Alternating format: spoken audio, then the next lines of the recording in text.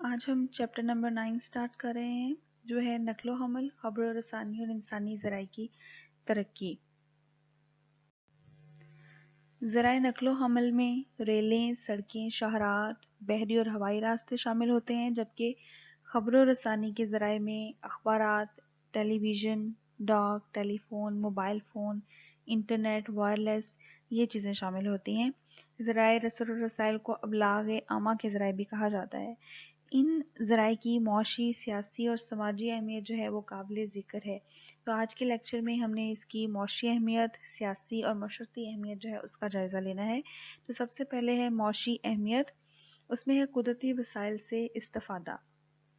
قدرتی ذرائع جو ہیں ان سے استفادہ ذرائع نقل و حمل کی بدولت ہی ممکن ہوتا ہے۔ مثال کے طور پر جتنے بھی یہ معدنیات ہیں جیسے کوئلہ، لوہا، جپسم، نمک، پیٹرول، چونے کا پتھر وغیرہ، ان سب کی کانیں دور دراز علاقوں میں موجود ہوتی ہیں، لیکن ذرائع مواصلات کی بدولت ہی ممکن ہوتا ہے کہ ہم انہیں دشوار گزار علاقوں اور پہاڑی علاقوں سے جو ہے وہ پیداواری یونٹوں تک لاتے ہیں۔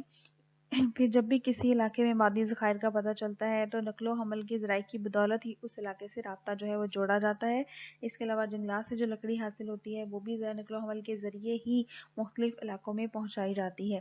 تو اگر یہ ذرائع نقل و حمل ہمارے ملک میں پسماندہ ہوں یا کسی بھی ملک میں پسماندہ ہوں تو قدرتی وسائل جو ہے وہ بیکار پڑے رہ جائیں گے اور معاشی ترقی کی رفتار جو ہے وہ سست پڑ جائے گی۔ پھر خام مال کارخانوں تک پہنچانا، ذرائع نقل و حمل کی بدولت ہی مختلف صنعتوں کے لیے خام مال مختلف مقامات سے کارخانوں تک پہنچایا جاتا ہے۔ مثال کے طور پر گنا، کپاس یہ کھیتوں میں پیدا ہوتے ہیں اور ذرائع نقل و حمل کی بدولت انہیں کارخانوں تک پہنچایا جاتا ہے۔ اور اب جیسے کہ صنعتی یونٹ جو ہیں وہ ہر علاقے میں قائم نہیں ہوتے، وہ بڑے شہروں میں ہوتے ہیں، اور خام مال جو ہے وہ پورے ملک میں دیہی علاقوں میں بھی ہے، چھوٹے شہروں میں بھی ہے۔ تو وہاں سے پھر یہ سارا خام مال کلیکٹ کر کے ذرائع نقل و حمل کے ذریعے صنعتی علاقوں تک جو ہے وہ پہنچایا جاتا ہے۔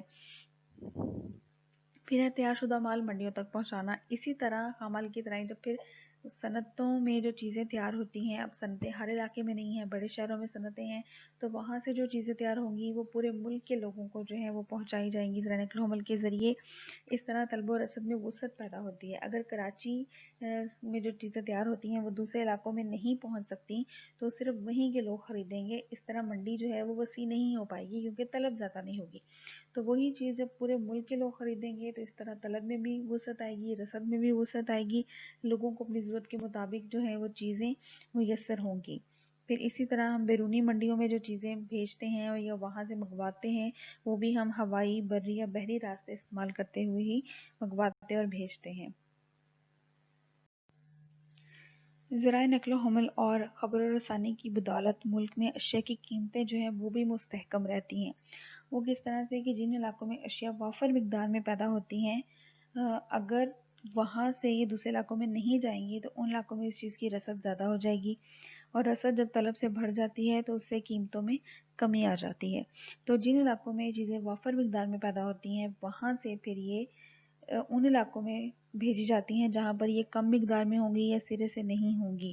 تو اس طرح پورے ملک میں اشیاء کی قیمت جو ہے وہ ایک ہی رہتی ہے۔ جیسے کہ چینی جو ہے وہ مخصوص علاقوں میں پیدا ہوتی ہے تو وہاں سے پھر یہ دوسرے علاقوں میں بھیج دی جاتی ہے، ٹھیک ہے۔ اسی طرح پھر مصارف پیدائش میں کمی آتی ہے۔ اگر ذرائع نقل و حمل جو ہیں وہ اچھے ہوں گے، ترقی یافتہ ہوں گے تو اس سے کیا ہوگا، کسی ایک علاقے میں جہاں پر خام مال زیادہ مقدار میں دستیاب ہو اور سستا دستیاب ہو وہاں پر وہ چیز بڑے پیمانے پر پیدا کر لی جاتی ہے، تقسیم کار کے اصول کو اپنا لیا جاتا ہے، تو بڑے پیمانے پر پیدا کر کے پھر وہ چیز پورے ملک میں جو ہے وہ سپلائی کر دی جاتی ہے۔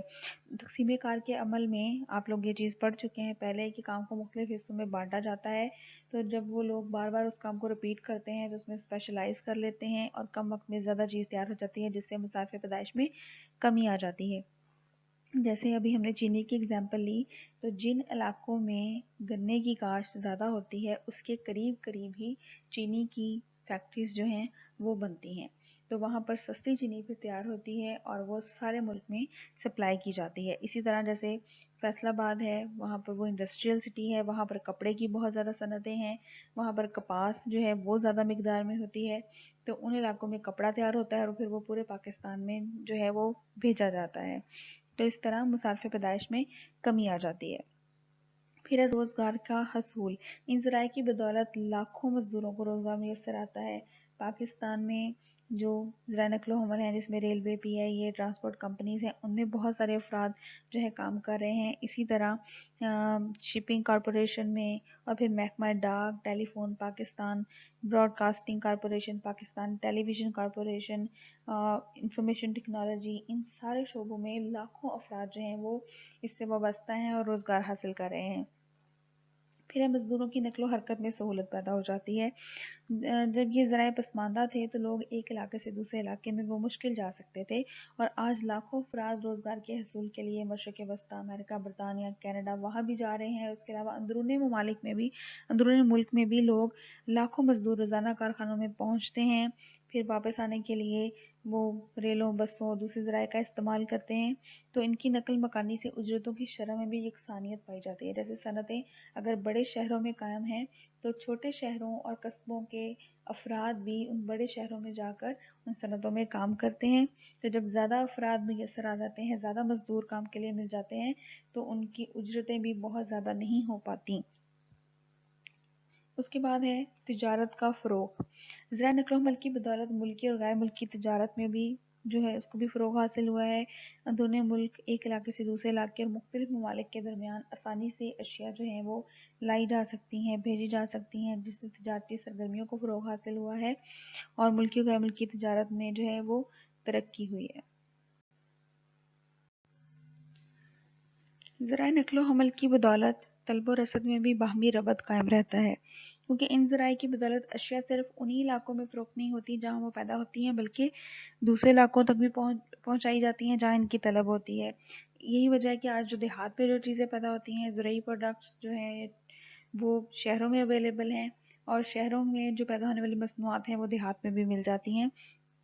اسی طرح ہماری ضرورت سے زائد جو چیزیں پیدا ہوتی ہیں انہیں ہم دوسرے ممالک میں برآمد کر کے زر مبادلہ کماتے ہیں، اور جو چیزیں ہماری ضرورت کی چیزیں ہمارے ملک میں موجود نہیں ہیں، دستیاب نہیں ہیں، انہیں ہم دوسرے ممالک سے درآمد کر لیتے ہیں۔ اس طرح طلب جو ہے اور رسد میں ایک باہمی توازن برقرار رہتا ہے، اور قیمتیں بہت زیادہ نہ بڑھتی ہیں نہ بہت زیادہ کم ہوتی ہیں۔ اس کے علاوہ افراط آبادی کا بوجھ کم کرنے میں مدد ملتی ہے۔ ذرائع نقل و حمل کی بدولت آبادی جو ہے اس کی گنجانی، یعنی آبادی بہت زیادہ تعداد میں صرف چند شہروں تک محدود نہیں رہ جاتی، بلکہ ہم زیادہ گنجان علاقوں سے نکال کر ان کو کم گنجان علاقوں کی طرف جو ہے وہ منتقل کر سکتے ہیں، افراط آبادی کے بوجھ کو کم کر سکتے ہیں، کیونکہ جب ذرائع نقل و حمل اچھے ہوں گے تو شہروں کے قریب جو قصبے ہیں لوگ وہاں پر بھی رہ سکتے ہیں، تاکہ وہ آسانی سے پھر شہروں میں آ جا سکتے ہیں ڈیلی بیسس پر۔ اس کے علاوہ منڈی میں وسعت آتی ہے۔ منڈی میں وسعت آنا کیا تھا کہ طلب میں اضافہ ہونا، طلب جتنی زیادہ ہوگی اتنی زیادہ منڈی وسیع ہوگی۔ تو ذرائع نقل و حمل کی بدولت مختلف علاقوں میں تیار ہونے والی چیزیں دوسرے علاقوں میں، دوسرے ممالک میں بھیجی جاتی ہیں، جس کی وجہ سے اس کی مانگ جیسے جیسے بڑھتی ہے، منڈی جو ہے وسیع ہوتی جاتی ہے، سرمایہ کاروں کی حوصلہ افزائی ہوتی ہے اور کاروبار پھیلتا چلا جاتا ہے۔ اس کے علاوہ مصنوعات کی تشہیر میں مدد ملتی ہے، یعنی پرنٹ میڈیا، ریڈیو، ٹیلی ویژن، انٹرنیٹ کے ذریعے لوگ اپنی مصنوعات کے اشتہارات لگاتے ہیں، اس کی تشہیر کرتے ہیں، اس سے بھی تجارت کو فروغ حاصل ہوتا ہے۔ اس کے بعد ہم دیکھیں گے ذرائع نقل و حمل اور ذرائع خبر و رسانی کی سیاسی اہمیت۔ اس میں سب سے پہلے ملک کا دفاع، کہ ان ذرائع کی بدولت ملک کے دفاع میں مدد ملتی ہے۔ جب جنگ کا زمانہ ہو تو فوجیوں کو جو ان کو نقل و حرکت جو ہے وہ اسی صورت میں ممکن ہوگی اگر ذرائع نقل و حمل اچھے ہوں گے اور ترقی یافتہ ہوں گے، تاکہ دشمن جس طرف حملہ کر رہا ہے اس طرف اسلحہ اور افواج کی تعداد کو بڑھایا جا سکے۔ پھر اس کے علاوہ ذرائع خبر و رسانی استعمال ہوتے ہیں، وائرلیس کے ذریعے فوج کی نقل و حرکت سے متعلق ہدایات دینی ہوتی ہیں مختلف یونٹ کو، پھر دشمن کے خلاف پروپیگنڈا کرنے، اور دشمن جو غلط پروپیگنڈا کر رہا ہوتا ہے، جو غلط الزامات لگا رہا ہوتا ہے، اس کا ان الزامات کا جو ہے اثر ختم کر سکتے ہیں پرنٹ میڈیا کے ذریعے، الیکٹرانک میڈیا کے ذریعے۔ پھر اندرونی استحکام کے لیے بھی ذرائع نقل و حمل بہت اہمیت رکھتے ہیں۔ اگر ملک کے کسی ایک علاقے میں نقص امن کا خطرہ ہو تو پولیس کی بھاری نفری کو اس طرف منتقل کرنا پڑتا ہے، حالات زیادہ خراب ہو جائیں تو فوج کو بھی طلب کرنا پڑتا ہے۔ تو ان سارے اقدامات کے لیے ذرائع نقل و حمل کا ہونا، اچھا ہونا بہت ضروری ہے۔ پھر قدرتی آفات سے آگاہی اور امداد کی رسائی میں جو ہے وہ بھی مدد تبھی ملے گی اگر ہمارے ذرائع نقل و حمل اور خبر رسانی اچھے ہوں گے۔ تو ذرائع خبر رسانی کی بدولت ہم لوگوں کو پہلے سے آگاہ کر دیتے ہیں اگر دریاؤں میں سیلاب آنے کا خطرہ ہو، تاکہ اپنے بچاؤ کا بندوبست کر لیں، اور اگر وہ سیلاب میں گر جائیں تو پھر کشتیوں اور دوسرے ذرائع کی مدد سے انہیں متاثرہ علاقوں سے محفوظ علاقوں میں منتقل کیا جاتا ہے۔ اس کے علاوہ ہیلی کاپٹر کے ذریعے ان علاقوں میں خوراک اور کپڑے پہنچائے جاتے ہیں۔ اسی طرح زلزلہ اور دیگر قدرتی آفات کی صورت میں بھی متاثرین کی تک جو امداد کی رسائی ہے وہ بہت جلد ہو جاتی ہے ان ذرائع کے ترقی یافتہ ہونے کی وجہ سے۔ اس کے بعد ہے لاسٹ میں اس کی معاشرتی اہمیت۔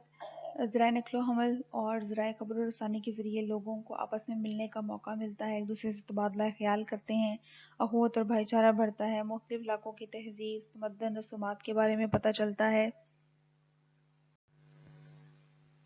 پرنٹ میڈیا، الیکٹرانک میڈیا کے ذریعے ملک کے حالات سے آگاہی ملتی ہے، انسان جو ہے وہ ملک کے حالات کے بارے میں باخبر رہتا ہے، دنیا کے حالات کے بارے میں باخبر رہتا ہے، سیاسی، معاشی اور معاشرتی شعور بیدار ہوتا ہے۔ اس کو آپ معاشرتی اہمیت کی ایک دفعہ ریڈ آؤٹ کر لیجئے گا، اس میں کوئی ایسی مشکل چیز نہیں ہے۔